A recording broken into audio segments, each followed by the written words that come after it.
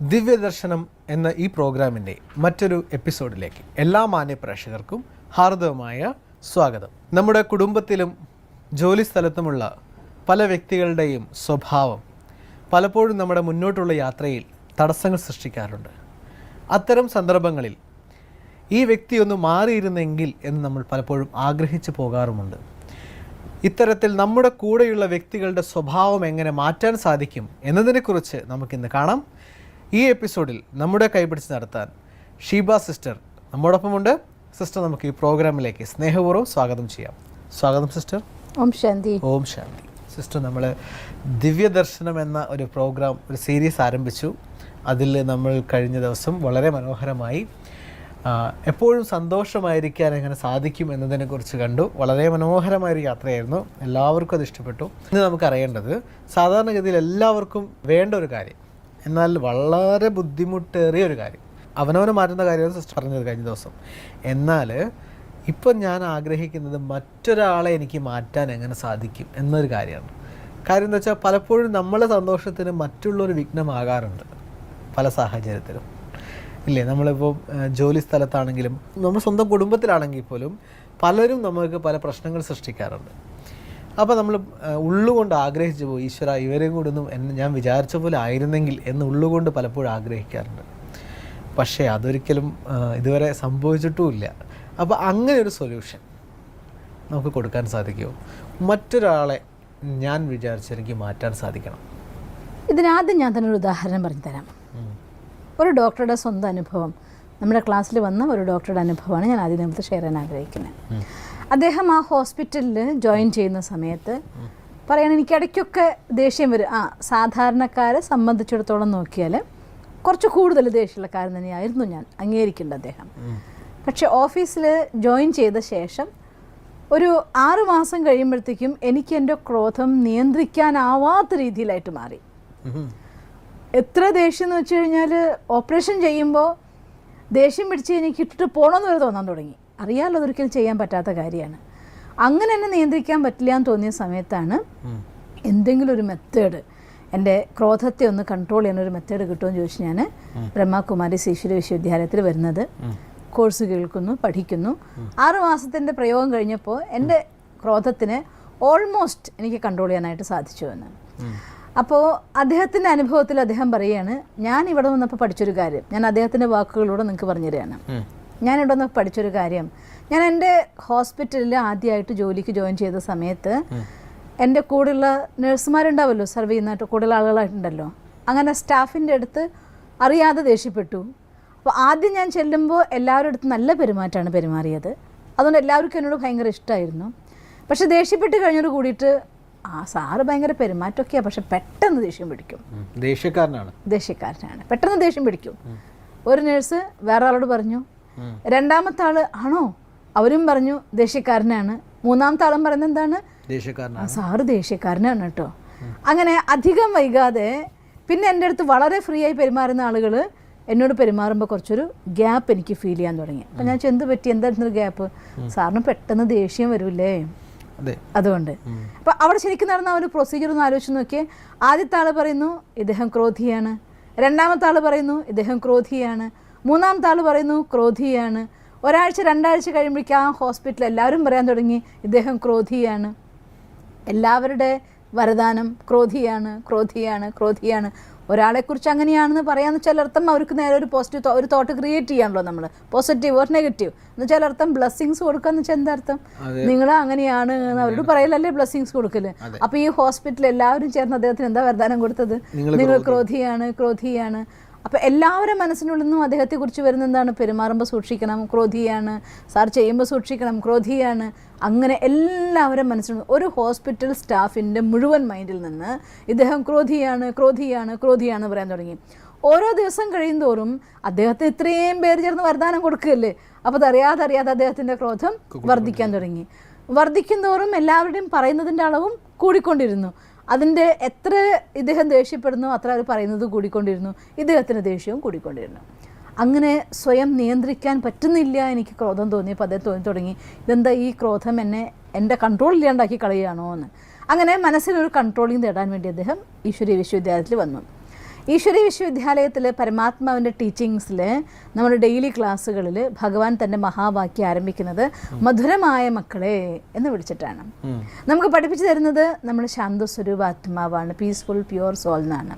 അപ്പോൾ അദ്ദേഹം ആദ്യം തോട്ട് ക്രിയേറ്റ് ചെയ്തു, I am a peaceful pure soul. അദ്ദേഹം അനുഭവം പറയുകയാണ്, ഞാൻ എൻ്റെ തോട്ട് ക്രിയേറ്റ് ചെയ്തു, I am a peaceful pure soul. പരമാത്മാവിൻ്റെ മഹാവാക്യം കേട്ടു, മധുരമായ കുട്ടിയെന്ന്. എനിക്ക് വിശ്വസിക്കാനാവുന്നില്ല, ഞാൻ ഇത്രയും ദേഷ്യമായിട്ട് ഒരാളെ ഭഗവാൻ എങ്ങനെയാണ് മധുരമായ കുട്ടി എന്ന് പറയുന്നത്. ഞാൻ വിചാരിച്ചു എനിക്ക് എൻ്റെ മധുരം കൊണ്ടേ പറ്റൂ എന്ന് വിചാരിച്ചു. അങ്ങനെ പലപ്പോഴും ഞാൻ തോട്ട് ക്രിയേറ്റ് ചെയ്യാൻ തുടങ്ങി. അവിടെ സിസ്റ്ററോട് ഞാൻ സംസാരിച്ചു, സിസ്റ്റർ എനിക്കിങ്ങനെ ഭയങ്കര ദേഷ്യമാണ്. അപ്പോൾ സിസ്റ്റർ പറഞ്ഞത് അങ്ങനെയൊന്നുമല്ല ബായി, നിങ്ങളുടെ ഓരോരുത്തരുടെയും ആത്മാവിൻ്റെ സ്വധർമ്മം ശാന്തിയാണ്. അപ്പോൾ നിങ്ങൾ ഞാൻ ആത്മ ശാന്തസ്വരൂപം എന്ന് വിചാരിച്ചാൽ നിങ്ങൾക്ക് ആ തോട്ട് വരുമെന്ന് പറഞ്ഞു. അങ്ങനെ പറയാൻ തുടങ്ങി. ഒരാഴ്ച കാലഘട്ടം ഇദ്ദേഹം വളരെയധികം ശ്രദ്ധിച്ച് തൻ്റെ ക്രോധത്തിൻ്റെ മേലെ കൺട്രോൾ കൊണ്ടുവന്നു.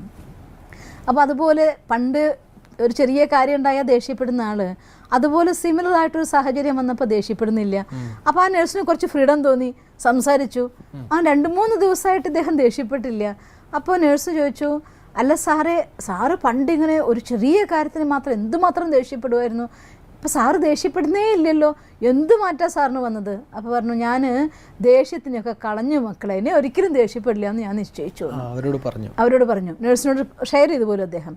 അപ്പോൾ ആ നേഴ്സ് പറഞ്ഞു, നമ്മുടെ സാറ് ഇങ്ങനെ പറഞ്ഞു, നമുക്ക് സാറിനെ സഹായിക്കണം, നല്ല സാറാണ്, ബാക്കി എല്ലാ പെരുമാറ്റം നല്ലതാണ്, അപ്പോൾ എല്ലാവരും നമുക്ക് നമ്മൾ സാറിനെ സഹായിക്കണം, സാറിന് ദേഷ്യപ്പെടുന്ന സാഹചര്യം നമ്മൾ ഉണ്ടാക്കണ്ട. അങ്ങനെ എല്ലാവരും കൂടി സാറ് നല്ലവനായി, സാറ് ദേഷ്യപ്പെടുന്നില്ല, സാറ് നല്ലവനായി ഈ വരദാനം കൊടുക്കാൻ തുടങ്ങി. ഏതാണ്ട് ഒരു 2-3 മാസം കഴിഞ്ഞപ്പോഴത്തേക്കും ഹോസ്പിറ്റലിലേക്ക് ജോലി ചെയ്യാൻ വേണ്ടി സാറ് ചെല്ലുമ്പോൾ പേഷ്യൻസിനോട് പെരുമാറുമ്പോൾ ചില പേഷ്യൻസിൻ്റെ പെരുമാറ്റം കേൾക്കുമ്പോൾ തോന്നിപ്പോവും ദേഷ്യം വരണമെന്ന്. അപ്പോഴുള്ളിൽ പറയും, ഞാൻ പറഞ്ഞിട്ടുണ്ട് എല്ലാവരോടും ഞാൻ ദേഷ്യപ്പെടില്ല എന്ന് പറഞ്ഞിട്ടുണ്ട്. അതേപോലെ ഞാൻ അനൗൺസ് ചെയ്ത് അതിന് വേണ്ടിയായിരുന്നു, ഞാൻ ദേഷ്യപ്പെടില്ല എന്നുള്ള കാര്യം എല്ലാവരോടും പറഞ്ഞു കഴിഞ്ഞിട്ട്. അപ്പൊ നമുക്കുള്ളിൽ തോന്നുമല്ലോ, അയ്യോ എല്ലാവരും പറഞ്ഞു പോയി, ഇനി പറയരുതല്ലോ എന്ന്. അങ്ങനെ ഞാൻ ചെയ്തു. അപ്പോൾ എല്ലാവരുടെയും വരദാനം കിട്ടി, ദേഷ്യപ്പെടില്ല, സാറ് നല്ല ആളായി, സാറിപ്പോൾ ഭയങ്കര കാമാണ്. അവസാനം അവിടുത്തെ സ്റ്റാഫ് ഒരു ഡോക്ടർ ചോദിച്ചു, സാറിപ്പോൾ ഭയങ്കര കാമെന്ന് കേട്ടല്ലോ, സാറിപ്പോൾ എന്താ ചെയ്യുന്നത്? ഞാൻ മെഡിറ്റേഷൻ ചെയ്യുന്നുണ്ട്, ഞാൻ കാമായി. അപ്പോൾ ആലോചിച്ച് നോക്കി, നമ്മുടെ കൂട്ടത്തിൽ ഒരാൾക്ക് എന്തെങ്കിലും ഒരു വീക്ക്നെസ് ഉണ്ടെങ്കിൽ സ്വാഭാവികമായിട്ടും നമ്മൾ എന്താ ചെയ്യുക? അവരെ സഹായിക്കും, അല്ലെങ്കിൽ അവരെ ഹെൽപ്പ് ചെയ്യാൻ നോക്കും. സ്വാഭാവികമായിട്ടും വീട്ടിലൊരാൾക്ക് ദേഷ്യമുള്ള ഒരാളുണ്ടെങ്കിൽ അവൻ അങ്ങനെയാന്ന് നിനക്കറിയാലോ, നീ അങ്ങ് അഡ്ജസ്റ്റ് ചെയ്തേക്ക്. എന്നുവെച്ചാൽ അർത്ഥം അവൻ ക്രോധിയാണ്, നീ മാനിച്ചോ, അവർക്ക് ഇന്ന വീക്ക്നെസ് ഉണ്ടെന്ന് നിനക്കറിയാലോ, അതുപോലെ നീ അങ്ങ് അഡ്ജസ്റ്റ് ചെയ്തേക്ക്. അപ്പോൾ എല്ലാവരും ആ വീട്ടിലെ മെമ്പറെ കുറിച്ച് എന്താ പറയുക, അവൻ ക്രോധിയാണ്, അല്ലെങ്കിൽ ഒരു അവൻ അങ്ങനെയാണ്, അവൻ ഇങ്ങനെയാണ്. ഒരു ഓഫീസിലാണ് ഒരാൾ വൈകി വരുന്ന ഒരാളുണ്ടെങ്കിൽ, ചില ഗവൺമെൻറ് ഓഫീസുകൾ ചിലർക്ക് ഒരു സ്വഭാവമുണ്ട്, അവരെത്ര പുറപ്പെടണം നോക്കി പറഞ്ഞ് വന്നാലും അവർക്ക് ഒരു 1.5 മണിക്കൂർ ലേറ്റായിട്ട് എത്തും. അത് 7 മണിക്ക് തുടങ്ങുന്ന കാര്യമാണെങ്കിൽ 7:00 എത്തും, 8 മണിക്കാണെങ്കിൽ 8:30 എത്തും. ഇത് ചിലരുടെ ഒരു സ്ഥിരം ശീലം നമ്മൾ കാണാറുണ്ട്. അത് കഴിഞ്ഞ് കഴിയുമ്പോൾ എല്ലാവരും അവരെ കുറിച്ച് എന്താ പറയുക, അവരല്ലേ, അവര് ആ സമയത്തേ വരുള്ളൂ, അവരെയാണോ കാണാൻ വന്നത്? അവർ 11 മണിയാകുമ്പോഴേക്കേ വരുള്ളൂ. അതങ്ങനെ തന്നെയാണ്. ഓഫീസ് 10 മണിക്ക് സ്റ്റാർട്ട്, ഓഫീസൊക്കെ 10 മണി തുടങ്ങും, അവരുടെ ഓഫീസ് 11 മണിക്ക് തുടങ്ങുള്ളൂ. അതാണ് അവരുടെ പങ്ക്ച്വൽ ടൈം. ഇങ്ങനെയൊക്കെയുള്ള പല ഡയലോഗ്സിലൂടെ നമ്മൾ അവർക്ക് ആ വരദാനം കൊടുത്തുകൊണ്ടിരിക്കുകയാണ്, ആ വീക്ക്നെസ്സിനെ ഉറപ്പിച്ചുകൊണ്ടിരിക്കുകയാണ്. അപ്പം നമ്മുടെ ഓഫീസിൽ സ്ഥിരമായിട്ട് ലേറ്റായി വരുന്ന ഒരാളുണ്ടെങ്കിൽ നിങ്ങൾ അവരെക്കുറിച്ച് മറിച്ച് ചിന്തിക്കണം. ഈ ഓഫീസിൽ ഏറ്റവും അക്യുറേറ്റ് ടൈമിൽ വരുന്ന ആളുണ്ടെങ്കിൽ അവരാണെന്ന് ചിന്തിക്കുക, അവരാണെന്ന് പറയുക, വെറുതെ ചിന്തിക്കില്ല, നിങ്ങൾ ഷെയർ ചെയ്യുക. നമുക്ക് അവരുടെ സ്വഭാവം മാറ്റണോ, നമ്മളെല്ലാവരും കൂടി ഒരുമിച്ച് തോട്ട് ക്രിയേറ്റ് ചെയ്യുക. അവരാണ് ഈ ഓഫീസിൽ ഏറ്റവും അക്യുറേറ്റ് ആയിട്ട് സമയത്തിന് ഓഫീസിൽ വരുന്ന ആൾ, ഏറ്റവും അക്യുറേറ്റ് ആയിട്ട് ജോലി ചെയ്യുന്ന ആൾ, ഏറ്റവും നല്ല പെരുമാറ്റമുള്ള ആൾ. ഏത് ദുശ്ശീലം നിങ്ങൾക്ക് ഇല്ലാണ്ടാക്കണോ അതിൻ്റെ ഓപ്പോസിറ്റ് ആയിട്ടുള്ള കാര്യം അതാണ് എന്ന് നിങ്ങളങ്ങ് തീരുമാനിക്കും. ഇതിപ്പോൾ ഒരാൾ ഒറ്റയ്ക്ക് ചെയ്യണമെന്ന് വിചാരിച്ചാലും വേണമെങ്കിൽ ചെയ്യാവുന്നതാണ് അല്ലേ? ചെയ്യാം, പക്ഷേ ഒരു ടീം ആകുമ്പോൾ എഫക്റ്റ് കൂടുതൽ കിട്ടും. അപ്പം നമ്മുടെ കുടുംബം എന്ന് പറഞ്ഞാൽ ഒരാളല്ലല്ലോ, നമ്മൾ മിനിമം ഒരു 4 ആൾ 3 ആളെങ്കിലും ഉണ്ടായിരിക്കുമല്ലോ. അപ്പോൾ ഒരാൾക്കൊരു സ്വഭാവം ഉണ്ടെങ്കിൽ ബാക്കി 2 ആൾ അവർ ചേഞ്ച് ചെയ്യാൻ വേണ്ടി ഇത് ചെയ്യുക. നമ്മുടെ ഓഫീസിലാണെന്നുണ്ടെങ്കിൽ ഒരാൾക്ക് ആ ഒരു ദുശ്ശീലം ഉണ്ടെങ്കിൽ ബാക്കി എല്ലാവരും കൂടിയിട്ട് അതിന് വേണ്ടി പരിശ്രമിക്കുക. ഇങ്ങനെ നമ്മൾ ശ്രമിക്കുകയാണെങ്കിൽ ഇത്രയും പേരുടെ തോട്ട്സ് ഉണ്ടല്ലോ, തോട്ട് എനർജി, അത് അവർക്ക് തന്നെത്താൻ ആ കാര്യം ചെയ്ത് നോക്കാനതായിട്ടുള്ള ശക്തി കൊടുക്കും. ഞാനിത് 1-2 വ്യക്തികളിൽ അപ്ലൈ ചെയ്ത് നോക്കിയിട്ട് അവരുടെ ആ സ്വഭാവത്തിൽ മാറ്റം വന്ന അനുഭവം എനിക്കുണ്ട്. ഇപ്പോൾ സിസ്റ്റർ പറഞ്ഞത് അനുസരിച്ച് നോക്കുകയാണെങ്കിൽ ഓട്ടോമാറ്റിക് നമ്മൾ അവരെ പറ്റി ഓപ്പോസിറ്റ് ആയിട്ട് പറയുമ്പോൾ അത് നെഗറ്റീവ്, അവർ ചെയ്യുന്നതിന് ഓപ്പോസിറ്റ് പറയാൻ ചേർത്ത് കളവ് പറയാന്നല്ലേ? അവരെ ആക്ച്വലി അതല്ലല്ലോ. അപ്പം നമ്മൾ അവരെ പറ്റി നല്ലതാണ് നല്ലത് വരാൻ ആഗ്രഹിച്ചിട്ടാണെങ്കിൽ പോലും നമ്മൾ പറയുന്നത് കളവാണല്ലോ. അങ്ങനെ പറയുമ്പോൾ അത് ശരിയാണോ അങ്ങനെ ചെയ്യുന്നത്? നോക്കൂ, ഒരു കാര്യം നമ്മൾ നല്ലതിന് വേണ്ടിയിട്ട് മീൻസ് അവർ പങ്ക്ച്വലായിട്ട് ടൈമിന് എത്തുക എന്നുള്ളത് ഒരു ക്വാളിറ്റിയാണ്. അപ്പോൾ ഒരാളിൽ ഇപ്പോൾ അവർ വൈകി വരുന്ന ആളാണ്, ദാറ്റ്സ് അവർ നെഗറ്റീവാണ്. നമ്മുടെ നെഗറ്റീവിനെ ഇല്ലാതാക്കാൻ വേണ്ടിയിട്ട് നമ്മൾ പറയില്ലേ, നന്മയ്ക്കും തിന്മയ്ക്കും നന്മ കൊണ്ടാണ് യുദ്ധം ചെയ്യേണ്ടത്. തിന്മേനെ തിന്മ കൊണ്ടും നന്മേനെ നന്മ കൊണ്ടും അല്ല ചെയ്യേണ്ടത്. നന്മേനെയും തിന്മേനെയും ഇല്ലാതാക്കാനുള്ള പോംവഴി എന്താണ്? നന്മയാണ്. ഈ ഒരു പോളിസിയാണ് നമ്മൾ അവിടെ ഉപയോഗിക്കുന്നത്. അപ്പം അതുകൊണ്ട് അവരുടെ ഉള്ളിലുള്ളതാണ് എല്ലാ ജീവാത്മാവിൻ്റെ ഉള്ളിൽ. ഇപ്പോൾ ക്രോധിയായിട്ടുള്ള ആളായിരിക്കാം ഈ സമയത്ത് ഇപ്പോൾ അവർ, പക്ഷേ ആക്ച്വൽ ആ ആത്മാവിൻ്റെ ക്വാളിറ്റി ഉള്ളിൽ എല്ലാവരുടെ ഉള്ളിലും ശാന്തിയുണ്ട്, സ്നേഹമുണ്ട്, സത്യതയുണ്ട്. സത്യം എന്ന ആത്മാവിൻ്റെ ഉള്ളിൽ അഥവാ പവിത്രത എന്ന ആത്മാവിൻ്റെ ഉള്ളിൽ ആ ഒരു വാല്യൂവിൻ്റെ, ബേസിക് വാല്യൂവിൻ്റെ വ്യാവഹാരിക ഭാവമാണ് കൃത്യത. ഒരാൾ കൃത്യസമയത്തിന് എത്തുകയെന്ന് വെച്ചാൽ അർത്ഥം അവരുടെ സത്യത്തിനാണ് ഇവിടെ കാണിക്കുന്നത്. അപ്പോൾ ആ ആളുടെ ആത്മാവിൻ്റെ ക്വാളിറ്റിയിൽ എന്തുണ്ട്? സത്യതയുണ്ട്. അപ്പോൾ അതുകൊണ്ട് നിങ്ങൾ ആ ആത്മാവിൽ ഇല്ലാത്തൊരു കാര്യം പറയുന്നില്ല. തിന്മയാണെങ്കിൽ ഇല്ലാത്ത കാര്യം കൊണ്ടുവരികയാണ്, നന്മയാണെങ്കിൽ ഉള്ളതിനെ ഉണർത്തിയെടുക്കുകയാണ്. അപ്പോൾ എല്ലാ ജീവാത്മാവിൻ്റെ ഉള്ളിലും മൂല്യമുണ്ട്, എല്ലാ ജീവാത്മാവിൻ്റെ ഉള്ളിലും ക്വാളിറ്റി ഉണ്ട്. അപ്പോൾ നമ്മൾ ചെയ്യേണ്ട കാര്യം എന്താണ്? അവരുടെ ക്വാളിറ്റീനെ ഉണർത്താൻ വേണ്ടി അതിന് നമ്മൾ വീണ്ടും വീണ്ടും വീണ്ടും ഊർജ്ജം കൊടുക്കുകയാണ്. അതായത് ആക്ച്വലി അവരിൽ അതുണ്ട്, അതിനെ മൂടപ്പെട്ടെന്ന് മാത്രം. നമ്മൾ ഈ പറയുന്ന കാര്യങ്ങൾ, അവർ ചെയ്യുന്ന തെറ്റായ കാര്യങ്ങളിലൂടെ അവരുടെ ആ നന്മ കാണുന്നില്ല എന്നുള്ളൂ. ആക്ച്വലി അവിടെ ഉണ്ട്, നമ്മളത് അതാണ് പറയുന്നതെന്ന് മാത്രം. അതെ, എല്ലാ ജീവാത്മാക്കളുള്ളിലും ഉണ്ട് 7 ഗുണങ്ങൾ. കാരണം ഒരു ജീവാത്മാവിന്റെ ക്രിയേഷൻ എന്ന് പറയുന്നത് 7 ഗുണങ്ങൾ കൊണ്ടാണ്. അതായത് സൂര്യപ്രകാശത്തിൽ നമ്മൾ കാണുമ്പോൾ അത് വെള്ള വെളിച്ചാണെങ്കിലും അതിനുള്ള 7 വർണ്ണങ്ങളുണ്ട്, നമുക്കറിയാം അല്ലേ? അതുപോലെ ആത്മ എന്ന് പറയുന്നത് സചേതനാണ്, ചൈതന്യാണ്. ആ ചൈതന്യത്തിൽ ഇൻവോൾവ് ആയിരിക്കുന്ന ഉള്ളിലുള്ള സാധനങ്ങളാണ് 7 ഗുണങ്ങൾ എന്ന് പറയുന്നത്. ജ്ഞാനം, സ്നേഹം, ശാന്തി, ശക്തി, പവിത്രത, കരുണ, ആനന്ദം. അപ്പോൾ ഓൾറെഡി ഉള്ള ഒരു കാര്യമായതുകൊണ്ട് നമുക്കതിനെ ഉണർത്താനായിട്ട് സാധിക്കും.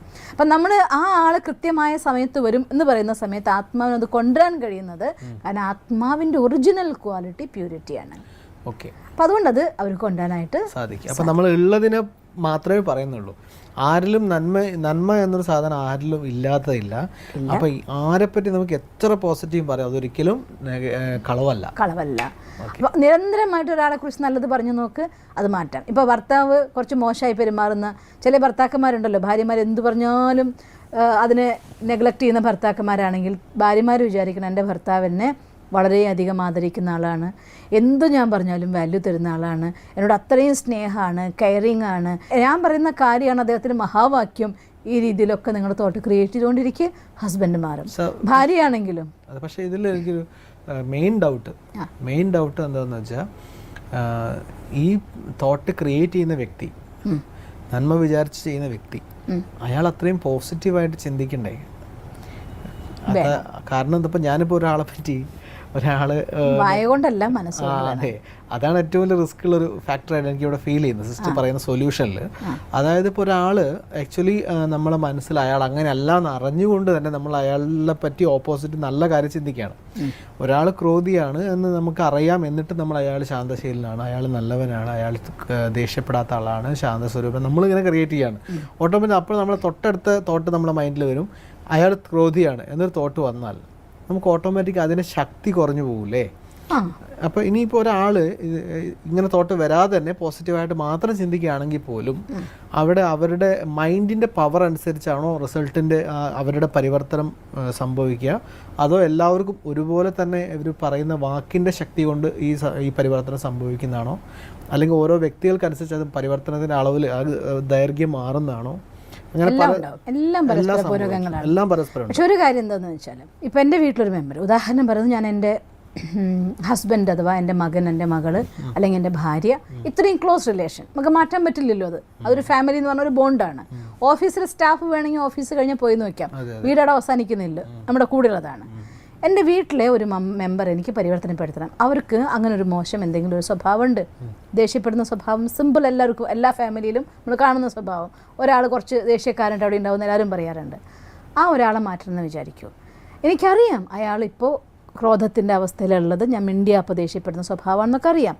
പക്ഷേ ഞാൻ ചോദിക്കേണ്ട കാര്യം, ഞാൻ ആ കാര്യം പറയുമ്പോൾ അവൻ ക്രോധിയല്ലേ എന്ന് എൻ്റെ മനസ്സെന്നോട് പറയുമല്ലോ ഒരു പ്രാവശ്യം. നീ എന്ത് കണ്ടിട്ട് പറയാനാ, അവൻ ഭയങ്കര ശാന്തസ്വരൂപനാന്നൊക്കെ പറയുന്നത് കാണിക്കുന്നത് കണ്ടില്ലേ എന്ന് ഉള്ളിൻ്റെ ഉള്ളിൽ നിന്നൊരു ചോദ്യം വന്നേക്കാം, നാച്ചുറൽ വേല്. അപ്പോൾ തിരിച്ച് ചോദിക്കേണ്ട ചോദ്യം, അവൻ നന്നായിട്ട് നിൻ്റെ കൂടെ ശാന്തമായിട്ടിരിക്കണം എന്നാണോ ആഗ്രഹം, അതോ ക്രോധിയാവണം എന്നാണോ ആഗ്രഹം? നിൻ്റെ ആവശ്യം എന്താണെന്ന് ചോദിക്കുക. സ്വന്തം മനസ്സിനോട് സ്വയം ചോദിക്കുക.